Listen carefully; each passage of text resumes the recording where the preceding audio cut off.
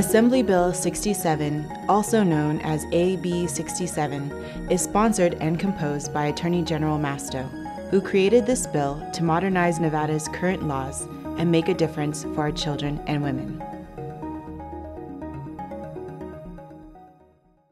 But in our sex trafficking, we established the offense of sex trafficking for the first time here in the state of Nevada. We don't have current laws. What we have is a pandering law and solicitation. What we are doing is changing that to sex trafficking, and we are using the language that these pimps actually the conduct they engage in to make it illegal. There's certain language we're adding to the statutes to make it specific with respect to sex trafficking.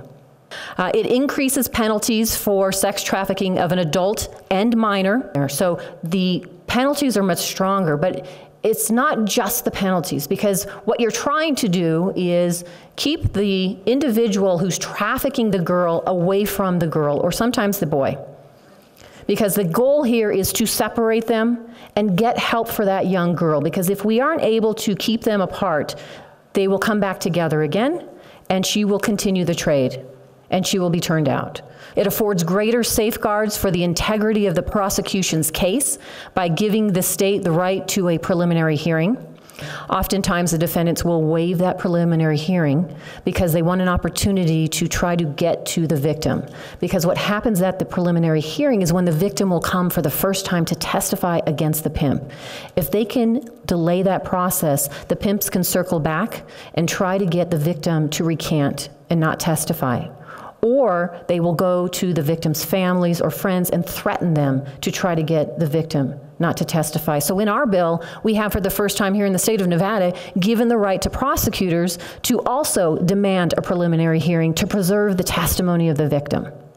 And it creates mandatory restitution for trafficking victims. Treatment. We need to do more on the treatment side. Our legislators need to know that, because we need to have a dual track. We have to focus on AB67, looking at the law enforcement tools and the restitution that's necessary, but we need treatment for our victims. This is a first step. This is a great first step for all of us to get behind, but we are not done. We have a long ways to go. And as with all of us together and talking about it and fighting the fight together, we can figure out a solution and bring it home here to the state of Nevada. Join the Attorney General and other concerned citizens in the fight against human trafficking. Your participation is crucial. Write or call your local legislators in the Senate and Assembly in regards to your support of AB67 before the Joint Judiciary Committee meeting convenes on Wednesday, February 20th. To contact and find your local legislator, click here. If you are available to participate on the 20th, you can do one of the following. Physically attend the meeting in Carson City. Attend via video conference at the Grant Sawyer building here in Las Vegas, or watch online here. If you cannot participate on the 20th, we still need your ongoing support.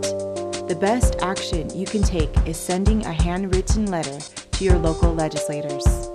The next best thing would be to type an email in your own words and calling them.